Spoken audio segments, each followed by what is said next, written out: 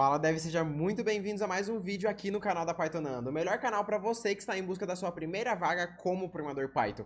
E no vídeo de hoje nós vamos entender qual que é o fluxo de dados dentro de uma aplicação Django.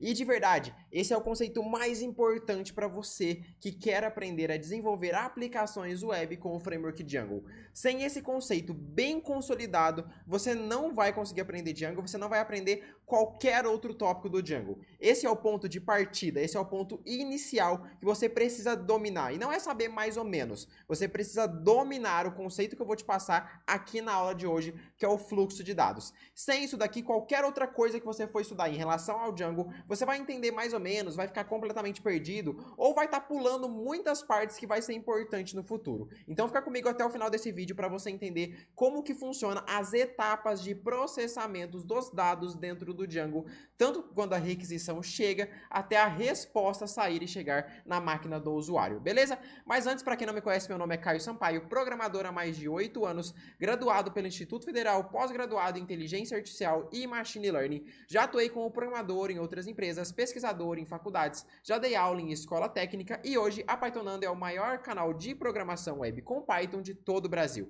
Então bora lá, vamos entender aqui qual que é o fluxo de dados do Django. Então aqui eu já trouxe essa imagem para vocês, que é uma imagem mais simplificada e no final dessa aula eu mostro ela com mais detalhes para não confundir vocês. Mas a partir do momento que a gente está criando uma aplicação web, a gente vai ter um usuário utilizando, que é o que a gente chama de website. Então nós temos essa primeira camada, que é a camada de template. Então o usuário está lá no notebookzinho dele, ele foi lá e acessou, por exemplo, pythonando.com.br. Quando ele acessa isso em seu navegador, o nosso servidor web, a nossa aplicação Django, ela vai receber uma requisição HTTP. Ela vai receber um pedido. Tá lá, olha, o fulaninho de IP tal está querendo acessar a página tal e enviou esses dados. Veio uma requisição HTTP. Agora que entra o Django. O Django precisa processar tudo isso, ver os dados que ele enviou, qual foi o usuário, passar pelas URLs, passar pelas views para devolver uma resposta para esse usuário, uma resposta HTTP. Então, esses dados do usuário vai chegar no roteamento de URLs. Então, toda aplicação tem as suas URLs. Deixa eu mostrar aqui para vocês. Pode ter lá, plataforma.pythonando.com.br/exercícios ou barra alguma outra coisa. Ou, por exemplo, vamos trazer aqui, ó, plataforma.pythonando.com/membros. Quando eu acesso essa URL, ele fez um processamento. Como eu não estava logado, ele me redirecionou para uma outra URL. Se eu acessar aqui /pagamentos, /LP assinatura, ele vai processar uma outra informação, vai buscar outras imagens, vai buscar um outro HTML. Então essa é a parte de roteamento.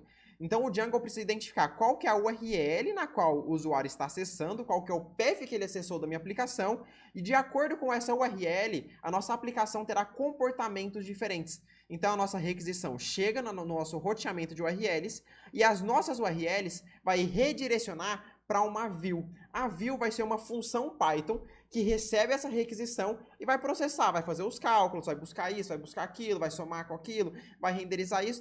É nas views que acontecem os cálculos da nossa aplicação, que fica a lógica. Então, na lógica de membros, eu preciso fazer o quê? Eu preciso validar se o usuário está logado ou não, eu preciso buscar quais são os cursos que ele está inscrito, eu preciso buscar se ele tem acesso aos exercícios ou não. Então, aqui eu faço todas as lógicas na área de membros. Na parte de pagamentos /LP assinatura, eu preciso buscar as imagens, eu preciso buscar o CSS, o JavaScript, renderizar aquela página e enviar para o usuário. Então a view é ela que fica responsável por toda a lógica da nossa aplicação. E as nossas views, elas vão se comunicar com o quê? Com os arquivos estáticos.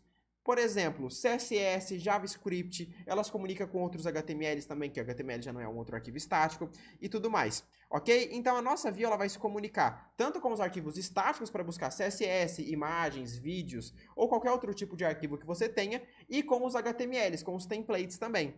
E a nossa view também se comunica ao mesmo tempo com as models. As models é onde fica a camada de banco de dados. Então, os nossos arquivos models.py é eles que vão representar o nosso banco de dados. Então, a view se comunica com o banco devolve os dados solicitados e ele volta para a view. Agora, a view fica responsável. Eu quero fazer mais alguma coisa, quero comunicar com os templates, não, beleza? Então, eu vou devolver a resposta HTTP e o site é exibido para o usuário.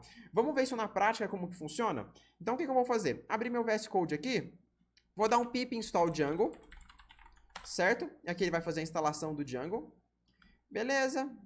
pip install Django, rapidinho ele já faz a instalação, perfeito.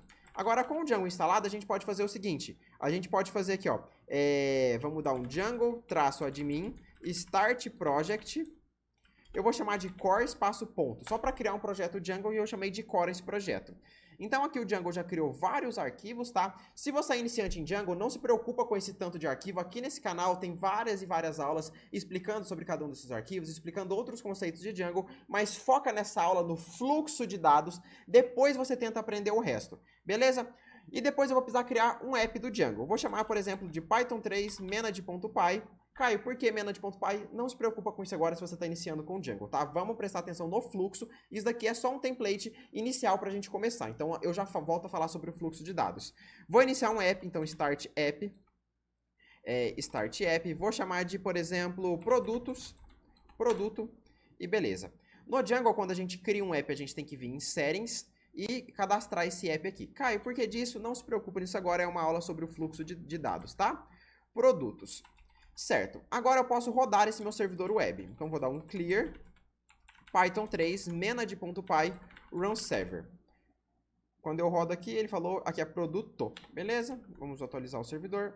Perfeito, vou acessar no meu Firefox novamente e vou acessar o endereço IP aqui local da minha máquina, que é onde está hospedada a minha aplicação Django. O Django vai mostrar isso daqui para você, que é uma tela padrão, mas, por exemplo, vamos supor aqui que eu vou acessar o meu site, e agora eu quero acessar /produto. Quando eu tentar fazer isso, o que ele vai me dar? Ele vai me dar um page not found, que é o status HTTP 404, que diz que aquele caminho, que aquela URL, ela não existe. E, de fato, esse erro é esperado. Por quê? Eu tentei acessar uma URL chamada produto, só que ela não existe, a gente não criou essa URL. E lembra aqui, no nosso diagrama de fluxo, onde o nosso website, quando a gente faz uma requisição, quando eu pressiono o Enter lá no meu navegador, a nossa requisição vem para o roteamento de URL. Se o nosso roteamento de URL não encontra a URL solicitada, o que vai acontecer? Page not found, como a gente já viu. Então, se eu quero que exista uma URL /produto e ela faça alguma coisa, eu preciso criar ela. Como que a gente vai criar ela? A gente vai criar aqui dentro desse arquivo urls.py. Então, aqui dentro desse arquivo urls.py, o que eu vou fazer? Eu tenho aqui uma lista, e dentro dessa lista é onde o Django reconhece todas as URLs. Ele, por padrão, já cria uma pra gente, que é o /admin, mas a gente quer criar uma outra. Então, dentro dessa lista, eu crio um novo dado. E eu preciso ser um path. E esse path é uma função que o Django já traz importada pra gente para a criação de novos caminhos, de novas rotas. Qual que é a rota que eu quero criar? É a rota produto. Perfeito. E essa rota agora, olha só no nosso diagrama. O que ela faz, as nossas URLs? Ela redireciona para uma função Python. E essa função fica dentro de views. Então, o que eu vou fazer? Eu vou criar uma função Python que, quando o usuário acessar essa URL produto, eu vou chamar ela. E onde que vai estar essa minha função? Ela está dentro dos arquivos views. Views de cada um dos apps que nós criamos. Então, dentro do app produto, nós temos aqui um arquivo views.py. Dentro dele não existe nenhuma função ainda, porque nós não criamos. Vamos criar. Então, eu venho aqui em URLs e já vou fazer uma importação. Então, então lá do app produto, que é o app que eu acabei de criar, produto, import views. Então, importe o arquivo views. E agora eu vou falar o seguinte, olha, quando o usuário acessar o URL produto, chame a função Python views.produto. Mas, Caio, que função é essa? Ela não existe ainda, a gente já vai criar. Então, eu venho aqui em views.py e crio uma def produto. Beleza. Só que essa def produto, o que acontece? A requisição HTTP veio aqui, passou pelo roteamento de URLs, só que a requisição ela é enviada para nossas views também. A gente tem que pegar essa requisição para processar ela.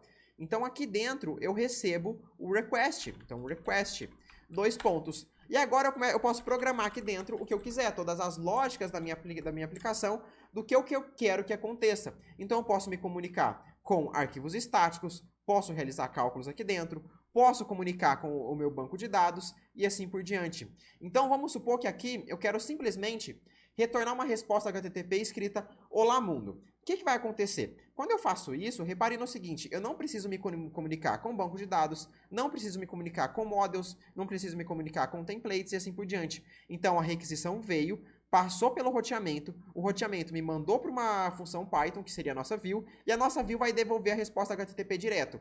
Então, nesse caso, a gente está ignorando essa parte do diagrama e essa. A gente precisa utilizar todos a todo momento? Não. Às vezes eu vou precisar do banco, às vezes não. Às vezes eu preciso de um CSS, às vezes não. Então, nesse caso, a gente vai utilizar a requisição, roteamento de URLs, views, e a gente já devolve a resposta HTTP. Para devolver, a gente utiliza o return do Python, que a gente já conhece. Como que a gente devolve uma resposta HTTP? Aí a gente vai precisar importar essa função do Django. From django.http import, e agora a gente coloca aqui http response. Perfeito, agora eu passo http response e passo aqui um olá mundo. Quando eu volto no meu Firefox e pressiono um F5, ele me mostra olá mundo. Foi exatamente esse o fluxo de dados que aconteceu ali dentro da minha aplicação. Mas aí você fala, Caio, beleza, entendi, mas daqui tá muito simples. Uma aplicação real não vai funcionar dessa forma. Eu preciso devolver arquivos HTML, CSS, JavaScript. Então, como que vai funcionar todo esse processo? Vamos agora nos comunicar com o HTML, com a parte de templates. Então, aqui nessa resposta HTTP, eu não quero devolver um texto qualquer. Eu quero devolver um HTML, uma interface que tenha botões, que tenha inputs de formulários e assim por diante. Então, para isso, a gente vai precisar criar, dentro do nosso app, que no caso eu chamei de produto, uma pasta chamada templates, certo? E dentro dessa pasta, eu vou vir aqui em New File e vou chamar um arquivo qualquer, por exemplo, produto.html. Poderia dar qualquer nome. E aqui dentro eu vou criar um HTML qualquer. E aqui eu vou colocar lá, por exemplo, um H1 escrito Olá Mundo. Olá Mundo. Posso colocar um button aqui embaixo também. Poderia colocar um button. Button, clique aqui. Aí você cria o seu HTML, beleza. Então agora o que acontece? Quando o usuário acessar essa URL, produto, eu quero que seja exibido este HTML aqui pra gente. Então, dentro das nossas views, em vez de eu dar um return olá mundo, eu vou dar um return o quê? O render, que é essa função aqui do Django. E essa função do Django aqui, ela vai renderizar aquele HTML para o usuário. E essa função, ela recebe dois parâmetros obrigatórios, que é a requisição do usuário, então eu passo o request, e qual que é o caminho, o path e o nome do arquivo na qual a gente quer renderizar. No caso é produto.html, certo? Feito isso, então o que vai acontecer? Quando eu volto aqui no meu Firefox e pressiono um F5, ele já me mostra Olá Mundo e o botão clique aqui. Então agora a gente já nos comunicamos com a parte de templates, com a parte de HTML, ok? Então agora como que foi o nosso fluxo de dados? O website fez a requisição, passou pelo roteamento, o roteamento encontrou a URL escolhida, ele redirecionou para uma view específica. Aí, essa view, ela solicitou um HTML, o HTML foi renderizado e enviou para o cliente. Então, o cliente está visualizando a informação enviada. Agora, nós podemos nos comunicar também com a parte de banco de dados. Então, lembra que a parte de banco de dados é os nossos arquivos models.py? Então, o que eu faço? Eu posso vir aqui e criar uma tabela no meu banco de dados. Eu faço um class produto. Ela vai herdar de models.model. Isso aqui já está mais relacionado com o banco de dados, não o fluxo em si, então eu não vou explicar todos os detalhes, tem vídeos aqui no canal. Para quem quiser se aprofundar um pouco mais em Django, nós temos a Python Full, que é o nosso curso completo de Python e Django. Lá você tem acesso a mais de 630 aulas, agendamento ilimitado de reuniões, exercícios, análise de código, evento entre alunos, muita coisa. Mas infelizmente as vagas estão fechadas nesse momento, não temos uma turma aberta, mas o primeiro link da descrição você consegue entrar na lista de espera para que seja avisado assim que abrimos uma nova turma. Beleza? Então, por isso eu estou pulando vários conceitos nesse vídeo, porque o foco é o fluxo de dados. Então, vou criar aqui um nome, por exemplo, vai ser igual a models.charfield. Aqui eu vou dar um maxlen e falar, olha, qual que é o tamanho máximo de caracteres? Ah, eu quero que seja 50. Perfeito. E agora, se a gente observar o nosso banco de dados, que por padrão o Django utiliza o SQLite 3 aqui, cadê? Passei já, aqui ó.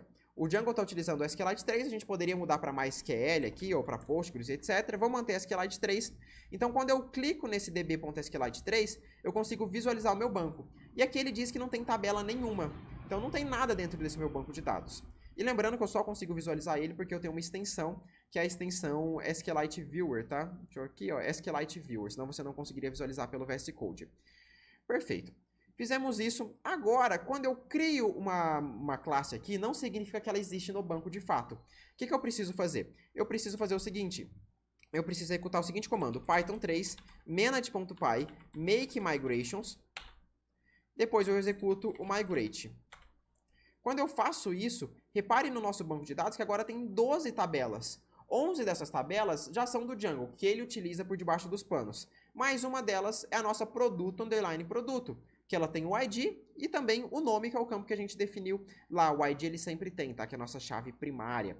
Perfeito? E agora a gente quer, por exemplo, quando o usuário acessar essa URL, que é a URL produto, eu quero cadastrar algo no banco. Então a gente vai se comunicar com as nossas models. Já que eu preciso me comunicar com aquele arquivo, o que eu faço? From, da mesma pasta que eu estou, .models, import, qual model, qual banco de dados, qual tabela do banco a gente quer utilizar? Produto.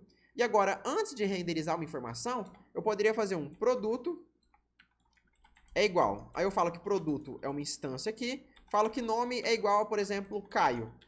Beleza, dou um produto.save, abre e fecha o parênteses. Quando eu rodar meu servidor do Django novamente e acessar o meu Firefox, repare que antes não tem nada nessa tabela produto.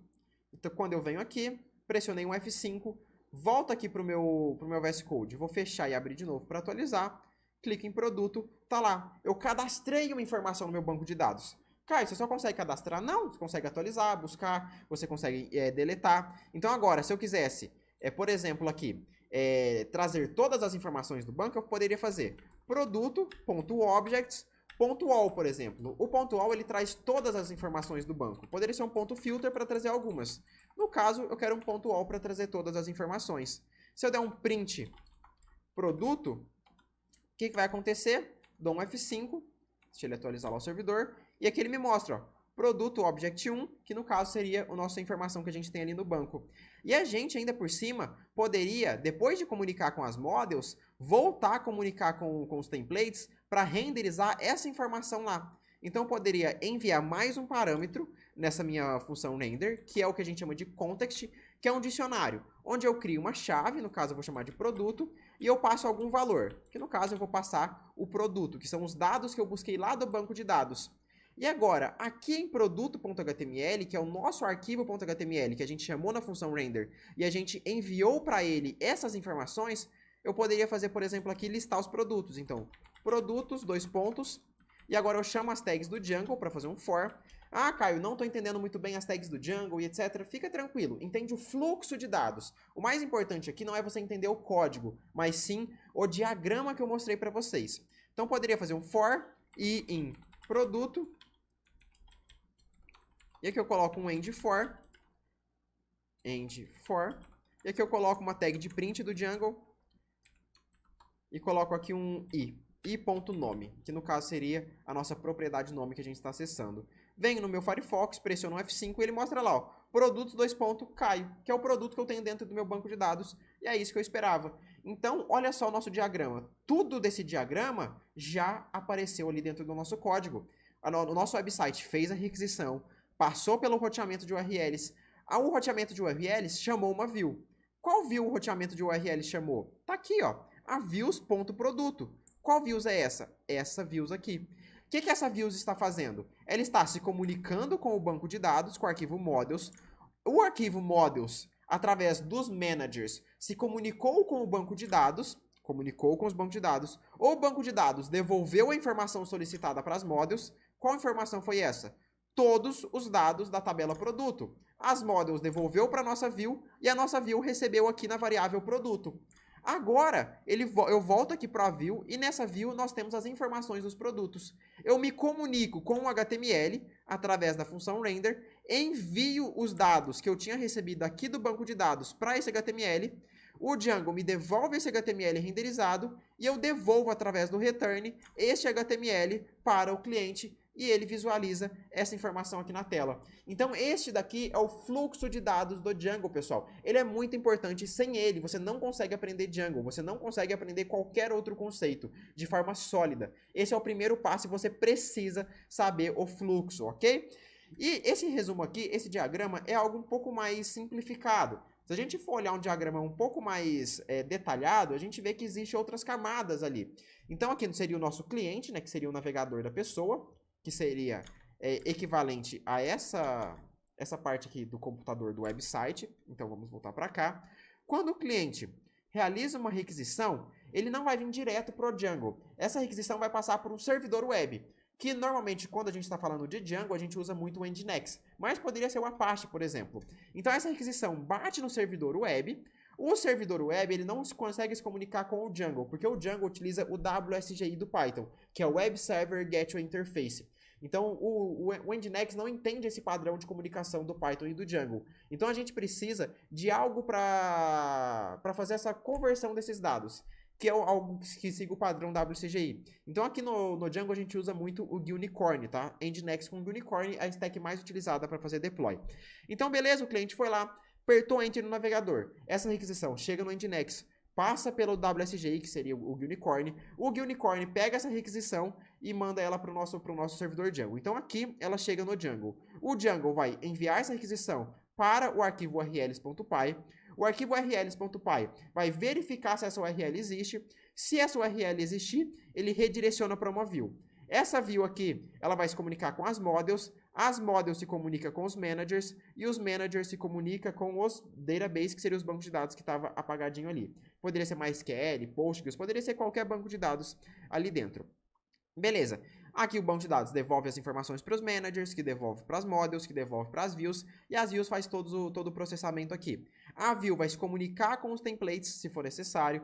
Os templates aqui vai renderizar um HTML, vai criar a resposta, essa resposta pode ou não passar para o mirror, você vai enviar essa resposta para o WSGI, que no caso poderia ser o Unicorn, essa resposta passa para o Nginx novamente, e aí sim chega dentro do browser do cliente. Então, aquele primeiro diagrama aqui é um diagrama mais inicial, um pouco mais abstrato, que a gente não enxerga o Nginx, não enxerga o WSGI, não enxerga os mirrors, não enxerga os managers, mas quando você for começar a avançar um pouquinho mais em Django, você vai ver que existem outros conceitos ali. Esse diagrama também está resumido. Se fosse fazer um diagrama com tudo que acontece ali dentro, ficaria um diagrama gigantesco, tá? Mas de agora, nessa primeira aula, eu preciso que você entenda este diagrama, este fluxo de dados. O que é URLs, o que é a views, o que é o HTML, o que é as models, o que é o banco de dados e como que tudo se comunica até chegar à resposta do usuário na casa dele ou no computador dele, beleza? E esse diagrama aqui é só para você saber que existe alguns conceitos que a gente deixou de lado dentro desse vídeo, já que é um vídeo introdutório inicial. Caio, não entendi quase nada de que você colocou em código ali. O que é make migrations? O que é migrate? O que é a tag do Django? Não se preocupa com o código agora. Antes de você se preocupar com o código, você precisa entender o fluxo de dados do Django, e eu espero que você tenha entendido. Se ficou com qualquer dúvida, pode perguntar aqui embaixo. Caio, não entendi por que URLs, como que o URL chama as views? Pergunta aqui que eu vou estar ajudando a todos vocês, beleza? Se não entendeu sobre o código e quer se aprofundar um pouquinho mais no Django, você pode procurar por outros vídeos aqui no canal que a gente fala bastante sobre o Django, explica sobre código, ou se você quiser partir do absoluto zero e ir a níveis avançados, capaz de desenvolver qualquer aplicação com Python e Django e conquistar sua primeira vaga como dev, clica no primeiro link da descrição e entra na lista de espera da Python Full, beleza? Então é isso, agradeço a paciência e presença de todos vocês, um abraço, até a próxima e tchau, tchau, galera, fui!